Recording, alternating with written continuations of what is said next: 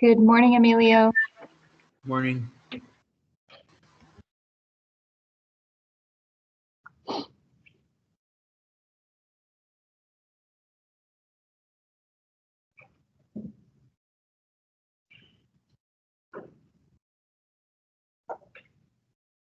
Those of you online, just heads up, I am recording this session because I forgot to record my 8 a.m. session.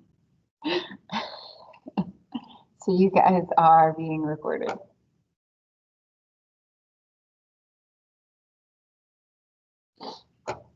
Good morning, Abigail. Good morning.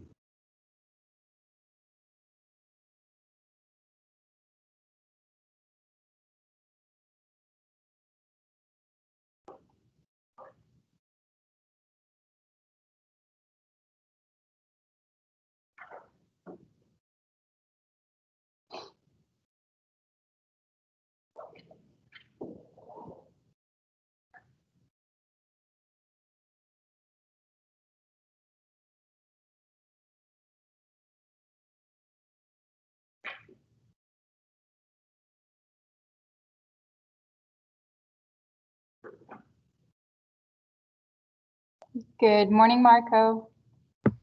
Good morning.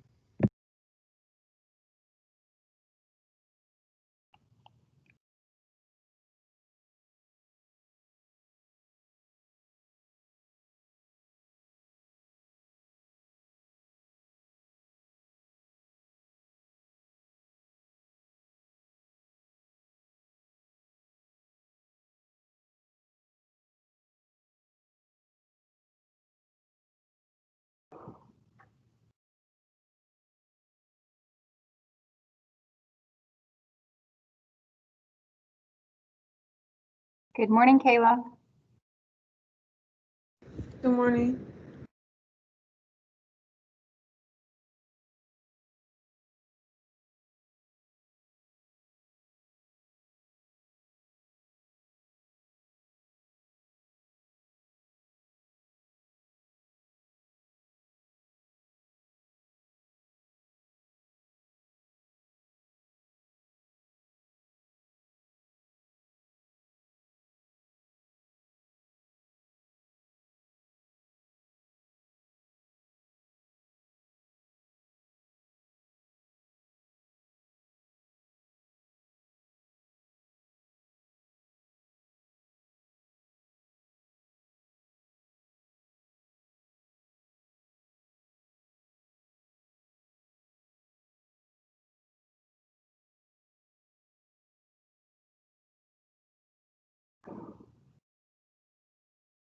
Good morning, Grant. Good morning.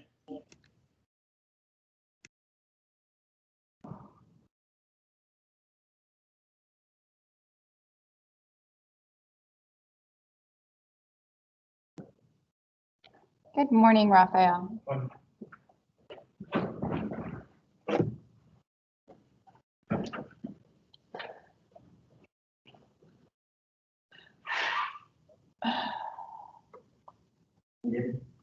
Huh? Yeah, I think I'm gonna have to make the work site.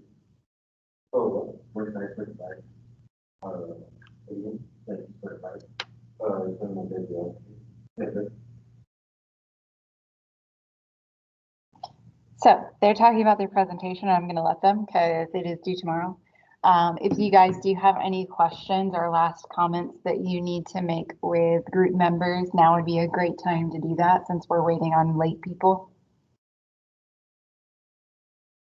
Anyone questions, comments at all?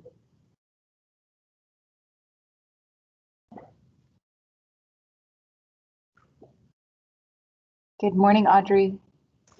Good morning.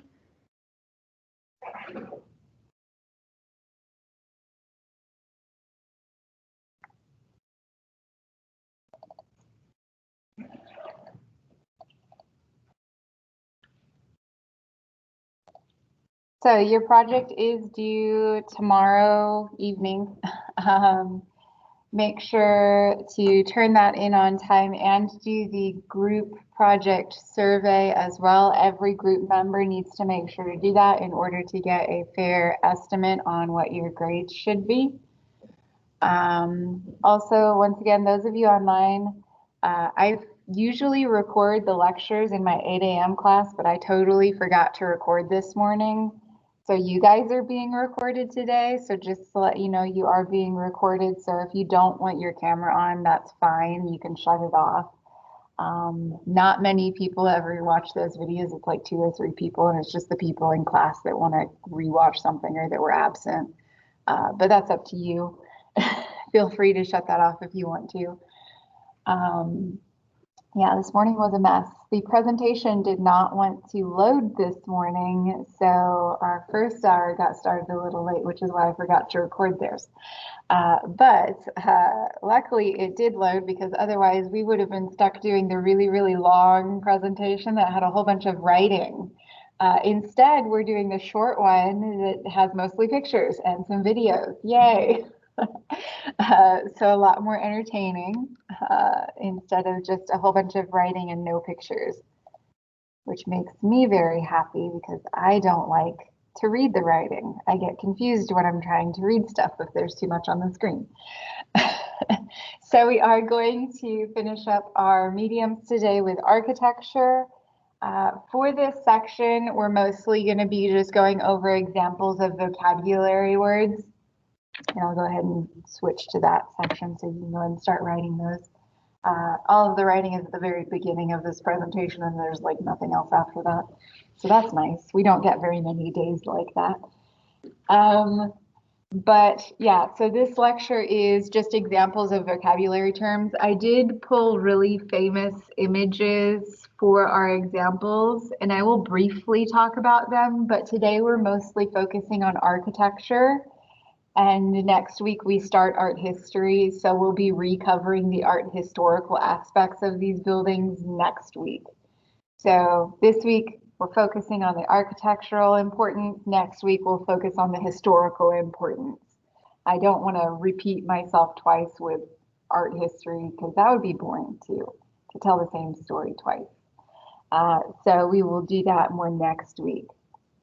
Different terms that we're going to be coming across today are masonry or dry masonry. Masonry is just stacking stones on top of each other to make a structure. Pretty basic. Dressed or stone dressing is when you shape the stones before you stack them to fit their spot.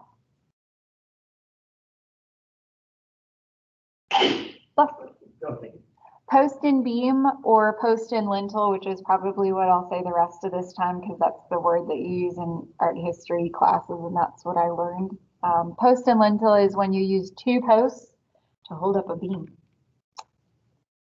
It's like the most rudimentary form of architecture beyond masonry.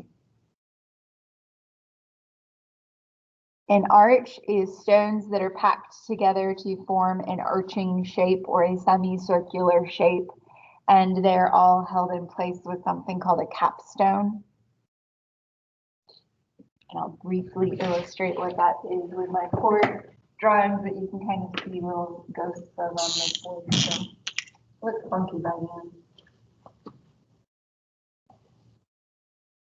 So your arch is just a semicircular structure with stones comprising it.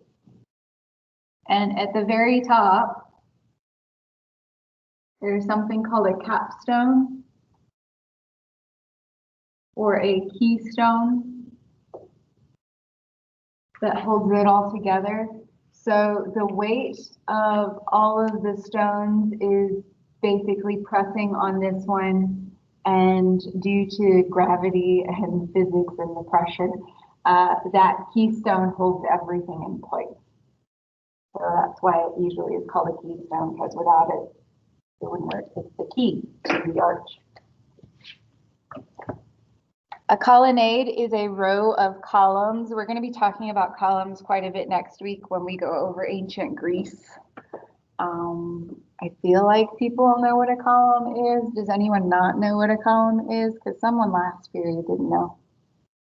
I had to draw, which is kind of see a ghost of it.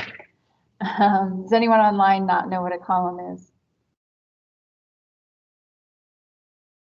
It's like literally just a beam. There's 3 different kinds of columns that we'll be talking about next week. There's Ionic, Doric, and Corinthian. But the basic structure is a beam.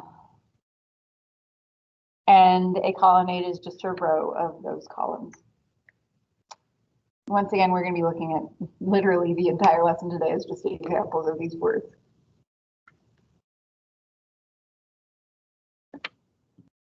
So the last bit of vocabulary for today is that keystone or capstone, which is that stone placed at the top of the arch that holds it all together. Concrete, I don't know why I added that as a vocabulary word. I feel like you probably know what concrete is. It's a liquid material that was invented by the Romans and it is used in architecture. In fact, a lot of the things that we're going to be talking about today were invented by the Romans. Minarets are towers most usually associated with Islamic art or architecture. And then a Gothic arch is a little bit different from your basic semicircular Roman arch in the fact that it has a point at the top, and it was most predominantly used during the Gothic era of architecture, which is why it's called the Gothic arch.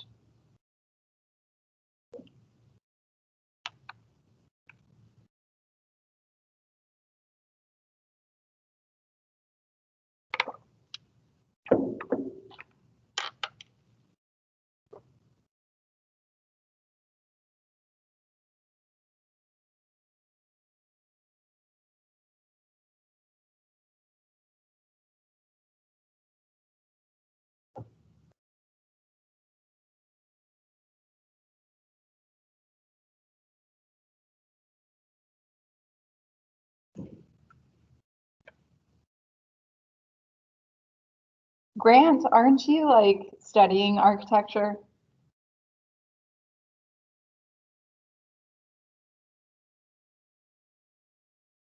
No comment. I'm sorry, what'd you say? Aren't you studying architecture?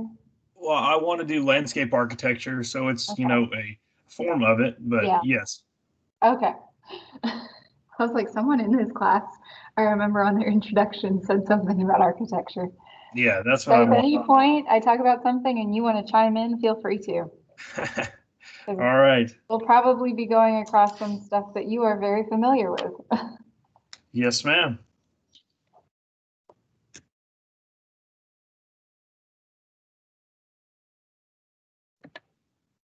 So starting off, some key things that we do need to keep in mind are form, function, and structure. Those are basic terms used throughout architectural history and that you will learn about if you are going to school to become an architect. Function is how a building is used. So what is the purpose of the building? What is the function of the building that we are in right now, guys? To learn. It is a structure that has the function of learning. Therefore, it is designed with that in mind. Form is how the building looks. And structure is how the building stands up. All of those things kind of change throughout time as far as importance. Well, structure is always important, but the materials that we've used for structure and how the building stands up have improved throughout time thanks to new technologies and inventions. Now we're able to make a lot larger, taller buildings than we were before. But function and form change as far as priorities throughout time. A large portion of the first half of this presentation, they prioritize form over function. However, the later half of this presentation, it will flip-flop due to trends and function will be prioritized over form. But for their first building, which is the dolmen, right below there, obviously function was key. The dolmen was, well, actually, there's a lot of dolmens. This is just one of them. Dolmens were structures built by Paleolithic people in the BCE era and used for shelter. They would have originally used things like branches and leaves to cover the sides so that it was not entirely open. Of course, wood deteriorates, so we don't have the branches that made up the walls anymore, but we do still have the stone. So this definitely prioritizes function over how it looks. This is not meant to look pretty. It was meant to serve as a shelter. Now, big question. Would you guys want to live under this? Why not? What if it falls? That's what everyone always says. And I'm like, always confused by that. When was it built? During the Paleolithic era. Is it still standing? Erosion. Yeah. So every time I teach this, I always like ask the question of, would you want to live under it? And everyone says it looks like it's going to fall, or what if it falls? If it did fall, you'd be in trouble. But so far it's not fallen. Some of the dolmens have fallen, I will say that. Some of them. Yeah. Like I said, they would have had branches and stuff to cover the side. Okay. So traditional architecture uses things like wood and stone. Later on, stone shaping and making bricks is used, and then concrete and steel are more modern technologies, although I say modern and concrete's been around for a really long time. Wood is very light. Stone is heavy. Yep, I just had to say that. Now, if you were using wood and stone, which one would you want to be on bottom and which one would you want to be on top? Stone on bottom, lighter stuff on top. Yes, which is why this structure makes us a little nervous, probably because there's a giant stone on top. Normally, you would want your heavier materials on bottom and your lighter materials on the top, which is why the next building that we're going to be looking at no longer has a roof. It was wooden, and wood once again deteriorates. So there's no roof anymore. Dry masonry is very common, basic, rudimentary. It's just stacking stones. Dry masonry goes up a notch in history when they start dressing those stones and shaping them to fit the specific spots they're meant for. Why would dressing your stones be better than just piling them up?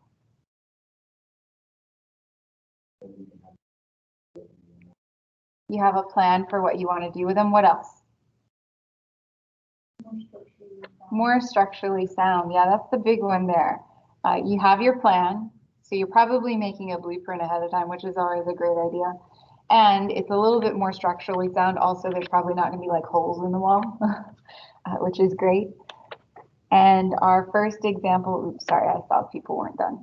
I'm sorry. We have time for you guys to write if you're not done. We have time today.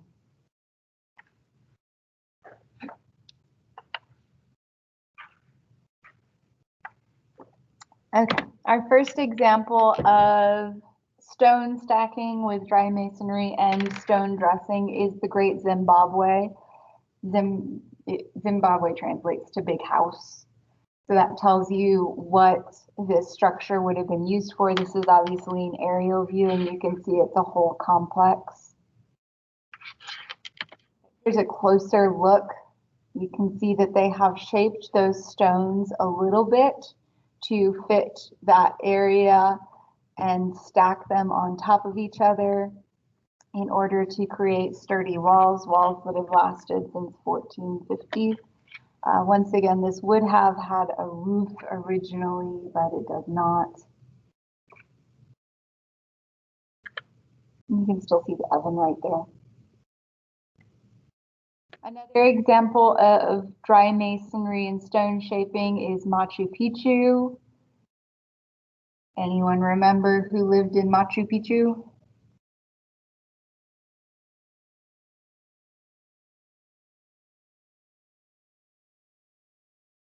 Anyone online remember who lived in Machu Picchu?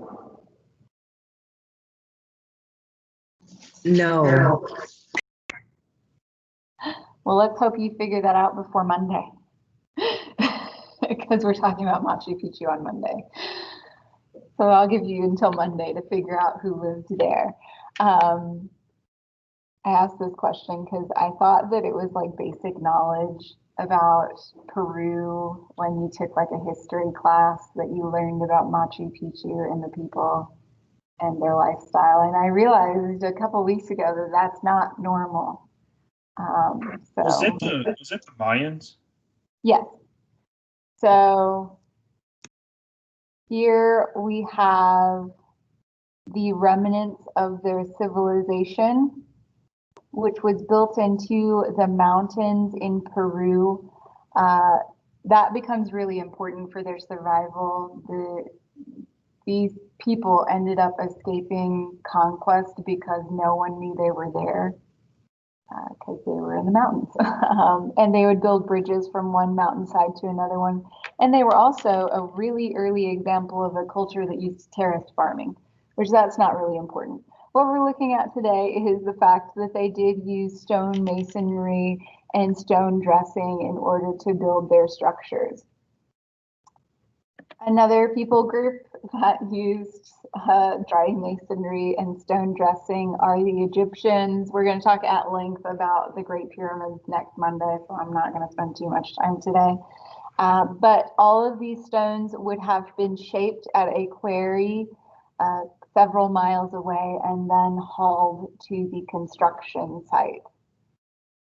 And we're talking like several ton stones, so it's impressive.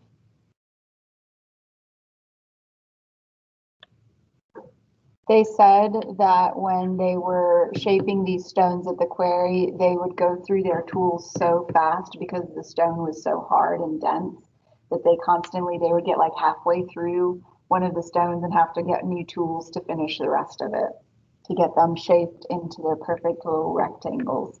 Well, not little, they're really large rectangles.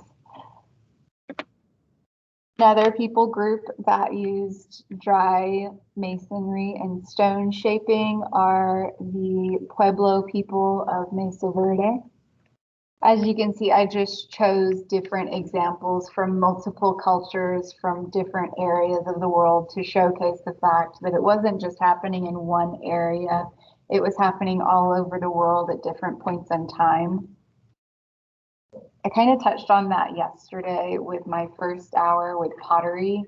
Pottery was another thing that was happening all over the world around the same time period. People all of a sudden started to learn how to make pots to hold things.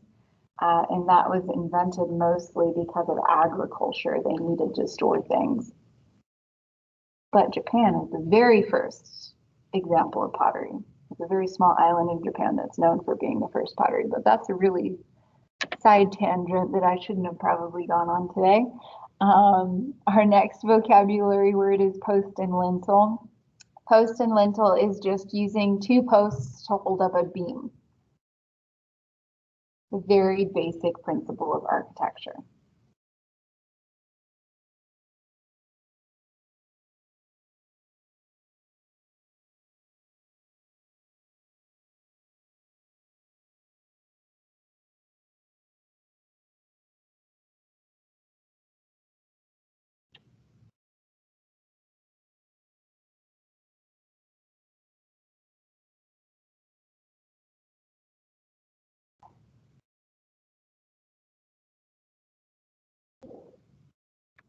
Here's a very rudimentary sketch of a post and lintel or a post and beam construction. Just to get the point across, it's two posts and a beam. Now, looking at this image, what famous architectural feature is made entirely of posts and lintel? Stonehenge, yes. which we will also be talking about on Monday next week, so I'm not going to talk about it too much. But the entirety of Stonehenge is made up of posts and beam construction. Of course, there is an inner and an outer circle. Both of them are made with posts and lintel. And that takes us to our next vocabulary word, a colonnade. This is actually the quay at St. Florence, which kind of also has a post and lintel construction here. But here we have our colonnade, which is just a series of columns. This colonnade at St. Peter's or not St. Peter's, at the Florence Cathedral, is actually pretty prominent in the fact that it is designed in the shape of a keyhole. That has to do with the story of the founding of the Roman Catholic Church, which is based upon a story of Christ handing the keys to the church to Paul. Or is it Peter? It might be Peter. Yeah, it's Peter.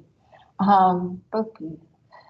So he handed the keys to the church to Peter, and Florence decided to honor that story by creating a keyhole in their colonnade, which you can kind of see a little bit of that. So the columns themselves are literally laid out like this, and then at the front is the church right here.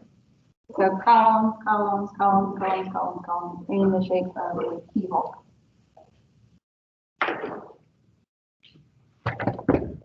And you can kind of, in the background there, see our next vocabulary word peeking out from behind, and that is a dome.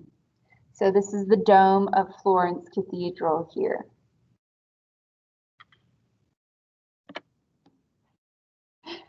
So domes are round structures placed on the roof of usually important buildings, often for religious buildings or buildings that have some sort of significance. Domes were first invented by the Romans and later on used by a lot of other people. So this is actually a building called the Dome of the Rock, located in Jerusalem. Has anyone heard of that building before? Yeah. Do you remember anything about it?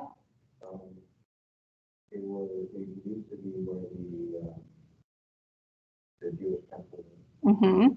Yeah. So Jaden was kind enough to get us started on that lovely tangent. We don't get to talk about the Dome of the Rock at all in art history, so we're going to talk about it now. So the Dome of the Rock is literally a building, and in the center of the interior of this building is a rock, which was originally where a very important Jewish temple was built. So this building was originally a Jewish temple. Today it's not. Today it's constantly fought over by different religions. So the Jewish people find it very important because this is supposedly the location in which Abraham sacrificed his son Isaac. Another people group or religion that claims ownership to this temple, you can kind of see influence from them at the top there, is Islam. So Islam considers it very important because it's supposedly the location in which Muhammad ascended into heaven. Yeah. So both the Jewish people and the Islamic people are constantly fighting over this building, just like they are the entire city of Jerusalem. Both of them claim ownership of that area. And that's all there is. That wasn't a long tangent. It's just kind of interesting. But dome. This building is also in an octagonal shape. And another dome. This is once again a closer look at that dome on the Florence Cathedral. So this dome, you might notice, is quite a bit steeper than the last one that we looked at. This dome took 3 tries to get right. It kept collapsing in on itself. This was built during the Baroque period, following shortly after the Renaissance period of art. In the Renaissance period, there was a rebirth of Roman ideas, including Roman architecture. Once again, the dome was first invented by the Romans. So they decided to start using the dome in other areas, specifically churches. The church, which at this point in time was referred to like it was a person, but we're just talking about the Roman Catholic Church. They hired an architect to redesign the Florence Cathedral, and they wanted a dome added on. They wanted it to be the tallest dome that had ever been built in Europe. And at that point, the architects had never successfully made a completely closed off dome. Normally in Roman architecture, you would leave a center section called an oculus open, just because it helped it from collapsing in on itself. But they decided to try to create a complete dome. Like I said, it took a couple tries because it kept falling in on itself just because they couldn't figure out how mathematically to get it structurally sound so it'll stand. But third time's a charm, and the poor little architect finally managed to do it. Takes us to our next vocabulary word, arches.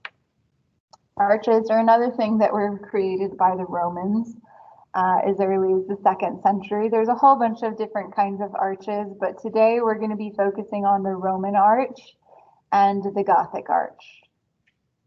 The Roman arch is a lovely little semicircle, and the Gothic arch has a point at the top. In the Roman arch, it's pretty easy to pick out what the capstone is. It's that central stone. Once again, the capstone helps to hold the arch up. The Gothic arch tends to have 2 capstones at the top, and those 2 capstones pressing against each other just hold it up. It's basically using pressure and gravity to keep the thing up.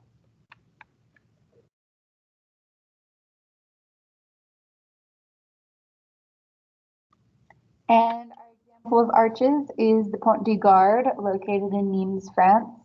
It's literally arches on top of arches on top of arches. This is actually an aqueduct. I'll be asking you what an aqueduct is in a second. But this is something that was built by the Romans at one point in history. The Roman Empire stretched all the way to the United Kingdom. So of course, France is in the middle of that. So yes, France was once part of the Roman Empire, and Rome had, well, if you're familiar with Roman history, you'll know that they invented indoor plumbing. So getting water to cities was very important to them.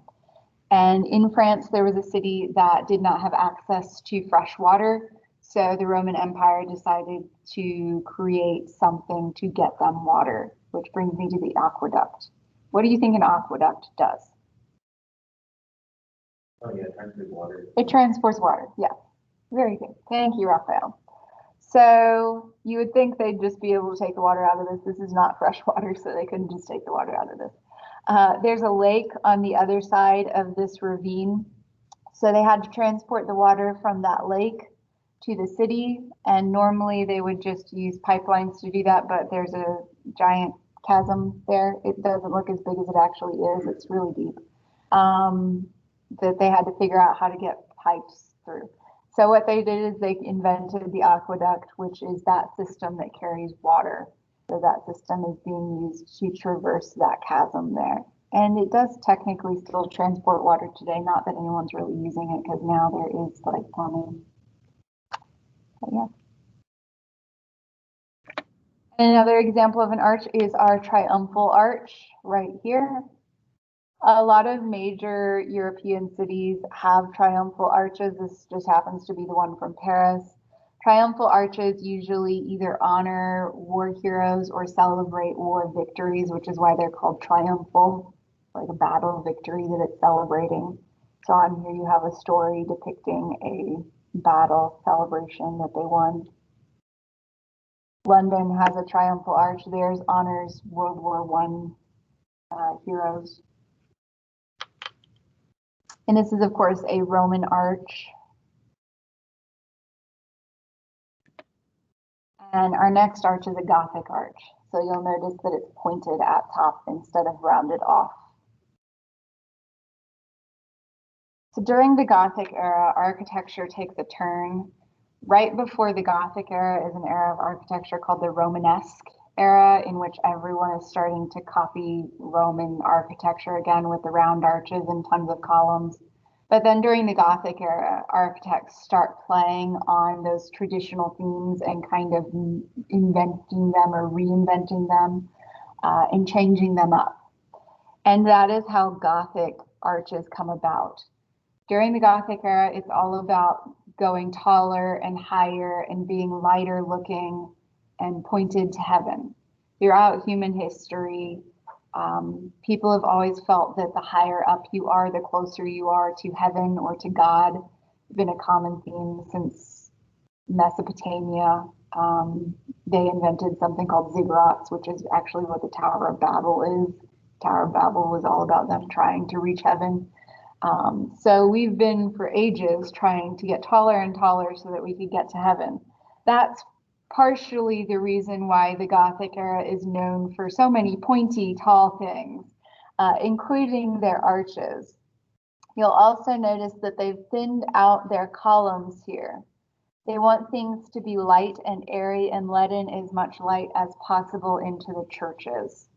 Why would you want to let in a bunch of light to the churches? Well, because light is representative of heaven and purity and goodness. So why not have a bunch of light in your church?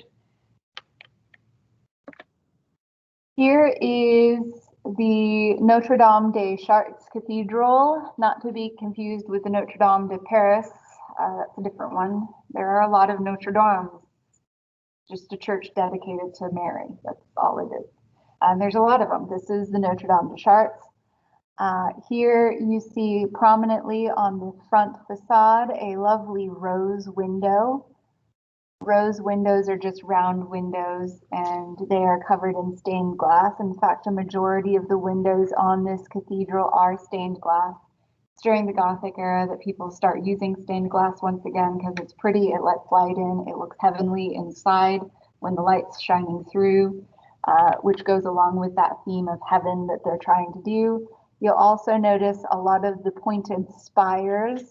Also, the taller you are, the closer you are to heaven. You'll notice the Gothic arches and the entryway porticles as well. But the big thing about this is prior to the Gothic era, churches did not have an abundance of windows. During the Gothic era, they wanted a bunch of windows once again for light. What happens when you add a whole bunch of windows to a wall? Is that wall still structurally sound? No, because glass cannot hold the weight of concrete. It doesn't work. So what they had to do instead is create a new form of architecture called a flying buttress, which is basically an external skeletal system. You can kind of see bits of it here that takes the weight off of the walls and pushes it outside of the building. Here's another close-up of that. Once again, those are flying buttresses. And that gives them the ability of adding all of those windows that they're wanting to add and making the columns thinner.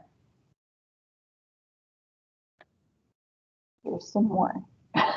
You'll also notice all of the decoration that is very characteristic of the Gothic period of architecture, all of the filigree. And we're actually going to watch a little short video of this in a second. But here is an interior of that rose window. You'll also notice there's columns inside and Gothic arches inside as well. And now we're going to take we're not going to watch this whole video because it's almost 20 minutes long. And I like this video, but 20 minutes worth of it is a little much. Oops, wrong thing.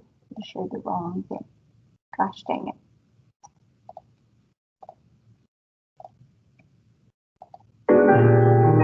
We're in the town of Chartres, about an hour's train ride from Paris, looking at the great medieval cathedral Notre Dame de Chartres. It's easy to think about this church as a day trip from Paris, but back in the 11th, 12th, 13th centuries, the town of Chartres was a major destination unto itself. But I'm actually going to rewind for a second because that was a great view of one of the facades.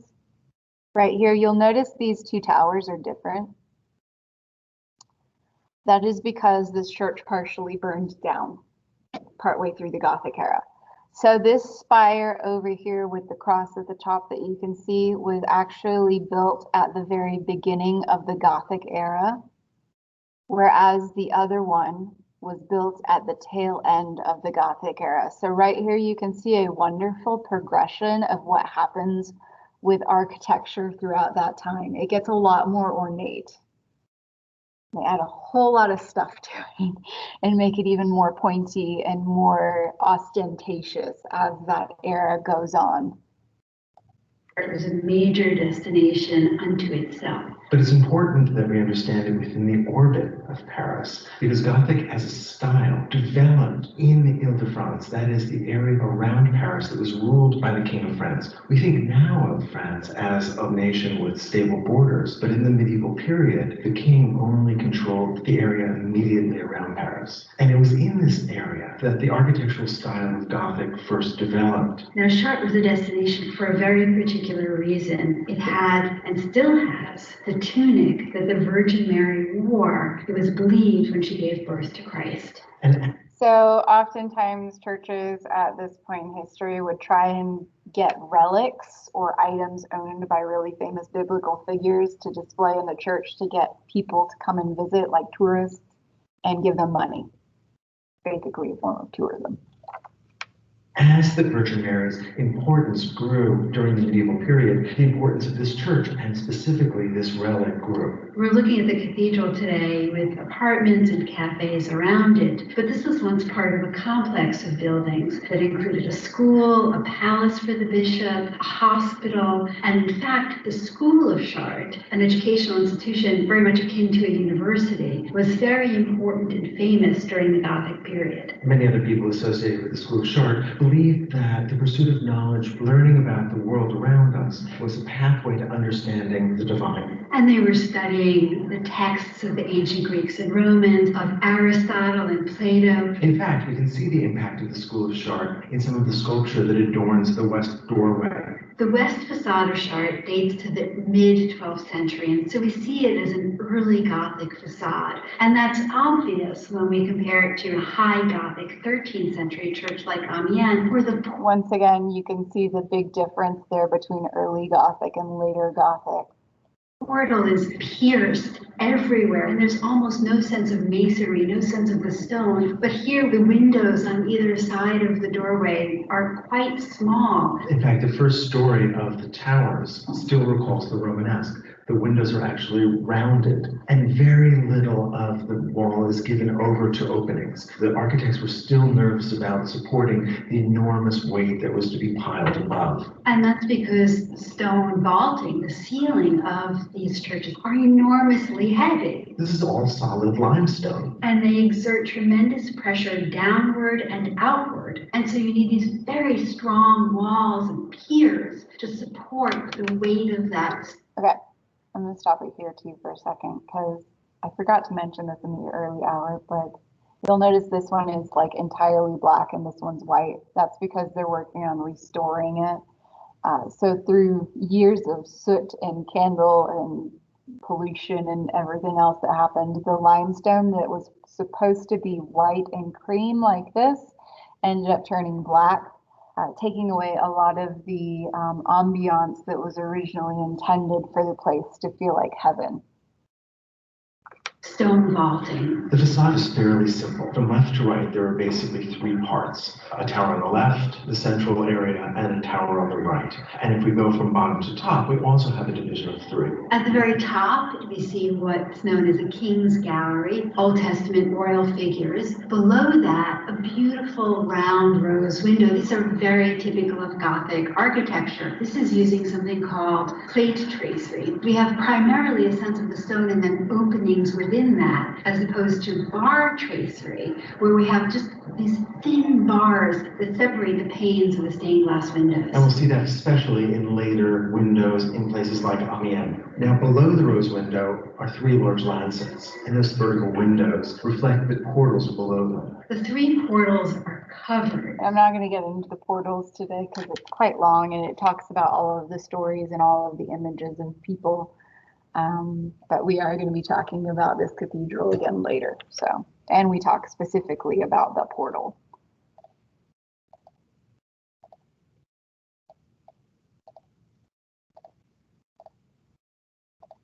But I guess you probably didn't know today you're going to be talking a lot about churches because our next one is another church. So this is Hagia Sophia. It was built during the which is quite a bit before the Gothic era, but it is our example of minarets. So these 4 towers here are minarets, and they help to mark the 4 cardinal directions. Like I mentioned, normally they are used in Islamic architecture. Does anyone know why Islamics might want to know their directions? Yes, they always try very hard to pray facing Mecca, which is a really important Islamic historical site with Muhammad and his story. So these minarets help them to realize which direction they need to be praying, and I probably still wouldn't be able to figure it out because I suck at directions. There's also bells in these to mark the hours that they're supposed to be praying. But Hagia Sophia was not originally an Islamic church. It was originally a Christian church. It was built during the Roman Empire era of Emperor Constantine and Emperor Justinian. It was actually built by Justinian. During this period of time, Rome is divided into 2 halves, and Emperor Constantine decides to move the capital of the Roman Empire from Rome to Byzantium. Does that make sense, to move the capital of Rome from Rome to Byzantium? So he moves the whole capital of Rome to Byzantium, renames Byzantium Constantinople after himself, and today it is present-day Istanbul. But here's the exterior. You'll notice it also has a very large dome. That dome is pretty interesting, and we are going to take a little side trip to learn how they did it because it's really impressive. And here's the interior of that building. Originally, there would have been, instead of these Islamic symbols, religious paintings. Some of the religious, like Christian religion paintings are still there, but quite a few have been changed over. And like I said, we are going to watch another short clip to learn how they made that dome, even though this is an example of minarets. You can't talk about Hagia Sophia, though, and not talk about the dome. I don't think that's shared right.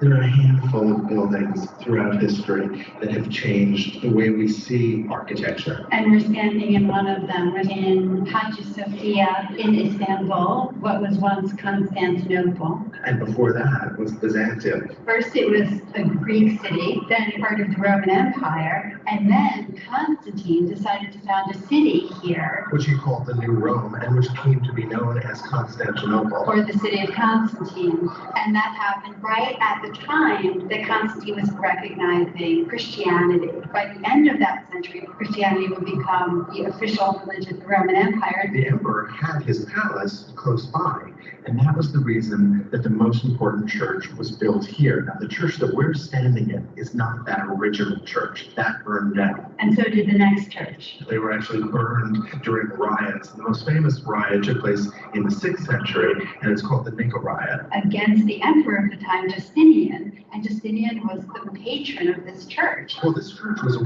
way of putting to work a lot of people in the city that might otherwise riot, but it was also a way for him to express his power across the empire. This was one of many churches that Justinian built. This building, though, is the centerpiece of that building program. It's unbelievable. We're standing in this mountain of a building, and in fact, to use that kind of geologic term is, I think, appropriate. One author said that standing here where we are in the sanctuary is like standing at the bottom of an enormous canyon. Now, when this was built in the 6th century, it was absolutely unique in the world, not only for its scale, not only for its ambition, but also for its design. Justinian hired two theoreticians, two scholars who were well versed in geometry and mathematical theory and physics, to think about how to vault this space. The two churches that were here before had wooden roofs.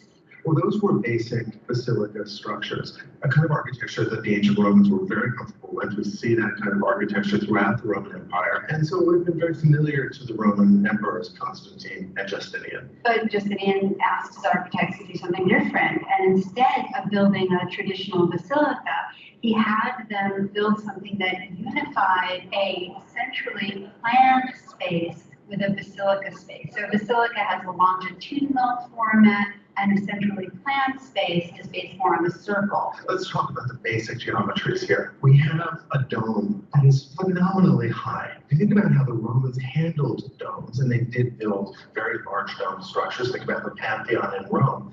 But in that case, you have a round dome sitting directly on a round barrel. This building is doing something much different. This dome is on a square. And so how in the world do you put the base of a round dome onto a square building? And from that square base emerges two half domes forming a rectangle of space that reminds us of a basilica. So how have they done it? Well, they've done it with something called a pendentive. If you look at the base of the dome, you see that it comes down on a series of 4 arches, and the space between the 4 arches So those are your pendentives. and the base of the dome. It's kind of a triangle, but it's curved. And so this miraculous thing happens. We know that dome must weigh an enormous amount, and yet it seems to come down on the slenderest of points. What the architects did was hide the enormous stone piers that are doing most of the work of supporting the weight and the thrust of that dome. Domes exert an enormous amount of pressure not only down but also out. Part of the work of supporting the dome is also being done by the half domes on either side, and on the east end, 3 smaller half domes below that. This is the first time we see the dome on pendentives on this monumental scale. And it was dangerous. It was incredibly ambitious, but it didn't work perfectly at first. No, there was an earthquake, part of the dome collapsed, and when it was rebuilt, it was redesigned. The dome that we see now is taller than the dome that was here originally. By making it steeper, it allows some of the lateral force to be reduced so that the weight comes more vertically down. But the enormous thrust really did destabilize the building. And if you look carefully, you can actually see some columns and other structural elements have been pushed askew. So here we are talking about the engineering. Well, this is an engineering marvel. But when you're inside the space, you don't think about that. You think about the complexity of the space, the mysteriousness of the space, the way that the walls dissolve into light, the mysticism of this space. Well, that's what this was all about. In fact, an early chronicler said it seems as if the dome is suspended from heaven. And part of the reason for that is, and this is just so incredibly ambitious, the architects pierced the base of the dome with 40 windows so that light streams in under the dome. You begin to lose the structural elements between the windows, and it seems almost to be continuous light. Light in Byzantine thinking is connected with ideas of perfection and the divine. The windows create a rhythm that almost sets the dome in motion. And then all of that is resting on walls that are clad with marble that have rich veins and patterns that are all in motion. The floor And is... I'm going to stop it there because now they're going to start talking about the interior decor. But you can understand why it's really impressive that they were able to create such a large dome structure at that point in history and to be able to add all those windows. That's mostly thanks to the invention of pendentives. even though we were supposed to be talking about minarets. And that takes us to something that I kind of covered up for the last class because they said they couldn't see it. Our different styles of art throughout time. We kind of touched on that already with Gothic architecture, but now we're going to move on to a newer art and architectural styling called Art Nouveau. It literally translates to new art. It was used in the 1800s, primarily in France. And it is a decorative, normally interior design, deco, exterior architecture, art style. It was also used in advertising for plays and products. And it's all around, well, based around the idea of trying to make things that shouldn't be like living things or reference living things or look organic and make them look like they're an object or a living item or more organic. So here we see the front facade of Antonio Gaudi's Dragon House located in Barcelona. The top of this structure, which I do not have here, and I actually realized the second hour that I needed it.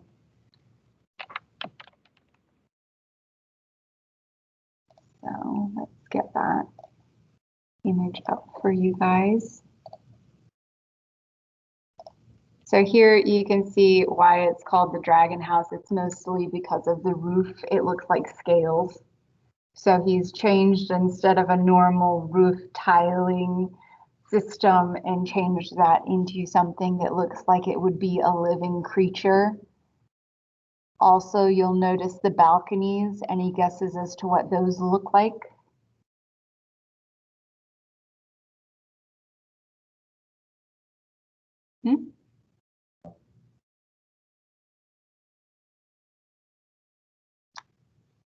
Pull up the other picture for you guys.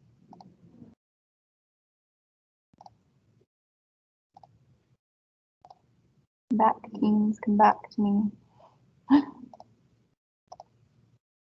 Okay.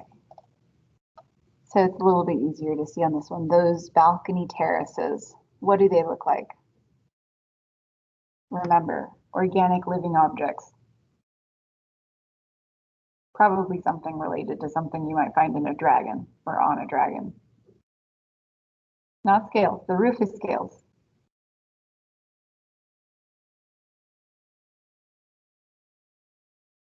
Bones. These are vertebrae. These are the dragon's vertebrae. And then of course you do see some more scaling on the walls and some more bone references throughout the bottom as well in the columns. So he's trying to make this house, which it's literally a house, people live there, look like it's a living thing. The interior is also in this format, as well as the decorations inside. Here's another Antonio Gaudi Art Nouveau styling of architecture. This is Sagrada Familia, which is a church. Originally, the church looked more like, in the background, you can see a Gothic style church.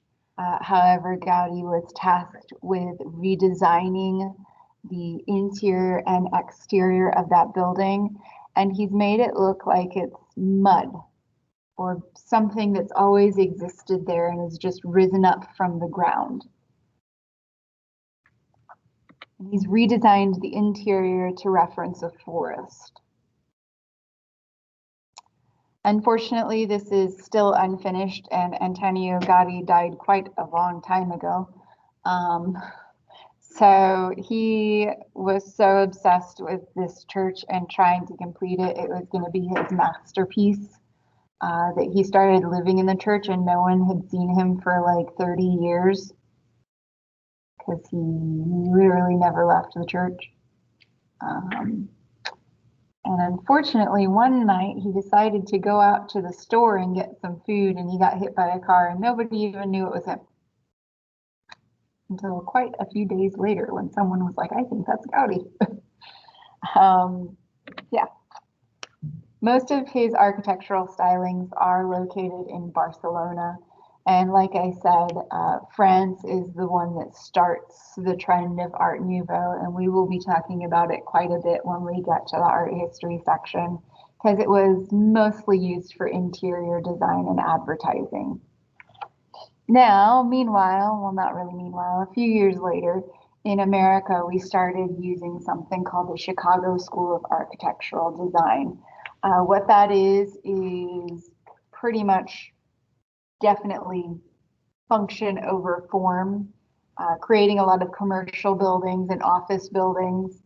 So box-like structures with windows for offices. Originally first used by Louis Sullivan, who was a Chicago architect, and made possible thanks to the invention of steel. Steel frames allowed buildings to become a lot taller and more structurally sound, and architects grasped onto those quite fast. And that ended up sparking a competition between Chicago and New York on which city could build the tallest building, thanks to that steel beam structure. Chicago was in the lead with Sears Tower for quite a while, but then New York outpaced them by quite a bit. And that is what starts skyscrapers. So like I said, Louis Sullivan is the architect that really sparks the Chicago style. And once again, it's a box with windows. Definitely function over form.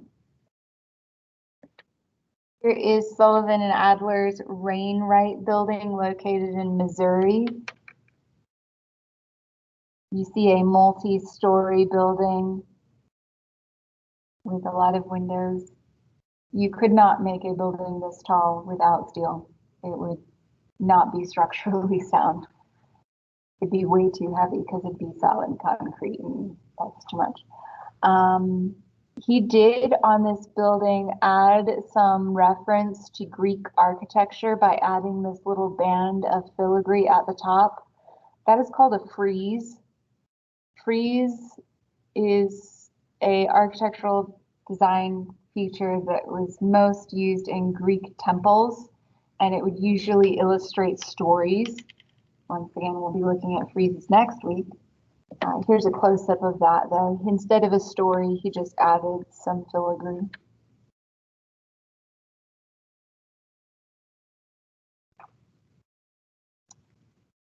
And across the pond over in Europe, the international style was being used. The international style is also very boxy, and it uses a lot more windows. The first architect to start using this type of style in Europe was Le Corbusier, and this is his Villa Savoy, which is built on a domino style, meaning it's levels on top of levels with stairs interlinking the different levels. The bottom layer is a garage area, then you have your living area and a garden on top. Other architects working in the international style were Walter Gropius. This is his Bauhaus building that he designed. The Bauhaus is actually a art and architectural school located in Germany. It's closed now, but it was open for a while until World War II happened. They also designed furniture there. And it is very boxy, lots of windows.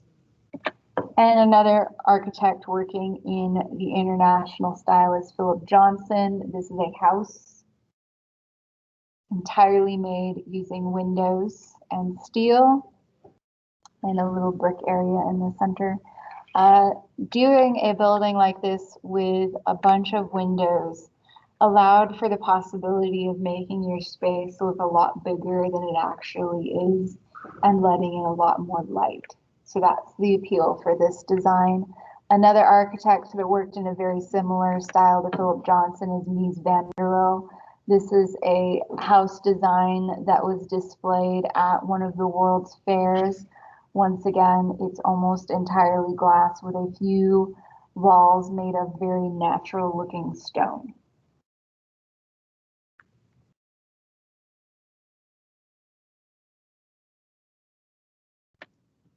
Takes us back to the United States with the architect that we're going to end off on today, Frank Lloyd Wright. Frank Lloyd Wright is probably the most well-known American architect ever in art history.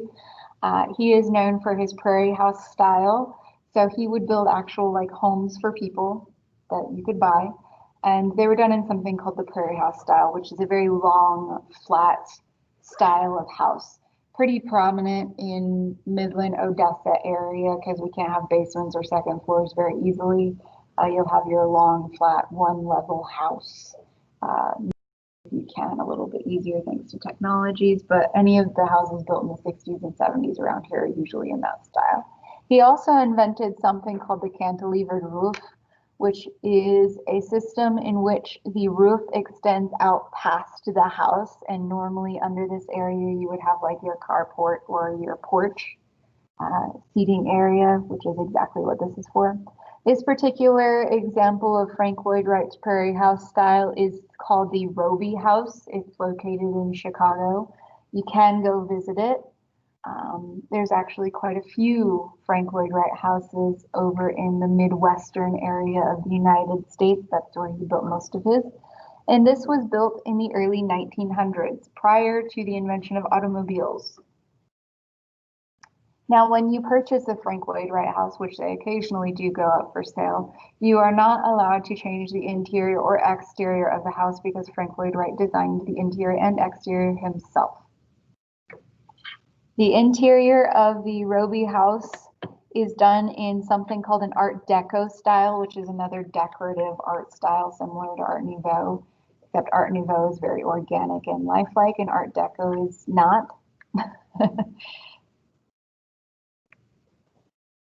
Lots of squares and rectangles with Art Deco.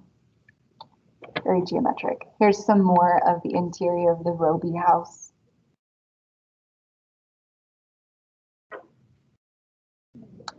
And our very last example of a Frank Lloyd Wright building, which is not done in the prairie house style at all, is Falling Waters.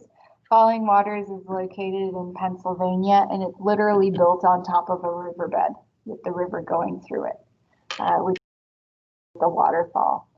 He still uses his cantilevered idea in Falling Waters, which once again is another house. This one's a museum though now, so you can't like live in it. You probably could, but you might get in trouble. Here is a little idea to get you thinking about the fact that there really is a river going underneath it. He actually used the riverbed for the flooring in the house. And of course, there are a lot of different windows. This house is supposed to be one with nature, basically. The house is built around the nature, not destroying the nature. So a lot of wood and stone and windows are used for this one. That's actually it for architecture. Now, next week we are starting art history, and it will be important for us to keep in mind all of these mediums and the terms associated with them as we go throughout next week, because starting next week, we're going to be applying all of the things that we've learned so far. We're going to be applying our analysis skills and all of our media terms. We are starting specific art on Monday, meaning really, really old stuff. And by the end of the week on Thursday, we should be to the Renaissance era of art, so the 1400s. So we're going to be going quite fast paced, but it will be fun and entertaining, I'm sure, because it's like my favorite thing to do. And I get really animated when I'm talking about it because it's exciting to me. But what you guys need to worry about for the next day and a half is getting that project done and turned in and your group survey. If you have any questions that you can think of, feel free to email me today and I will get those answered as quickly as possible. Usually on days like today, I make it a point to check my email like every half hour just to update it and see if anyone's turned in anything for big projects like this. So feel free to ask me any questions or shoot me any concerns or ideas. Same with tomorrow. Tomorrow I'm actually going to be in my office from 8 a.m. until noon. So if you have a question and you're on campus, you can come by and ask. But yeah, if there's any final outreach that you need to do with group members, feel free to do that now. Otherwise, you guys are free to go, and I will see you guys on Monday. Have a wonderful weekend. You have a wonderful weekend as well. Thank you, Audrey.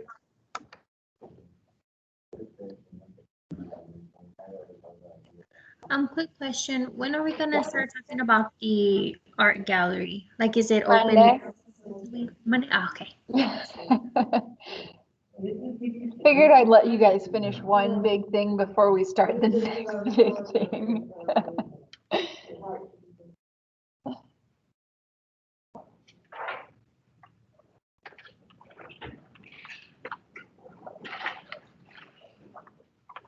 No, you can finish by the end of like at 4. Probably, I think. What? Everyone's finished. Yeah, you, yeah. Either way.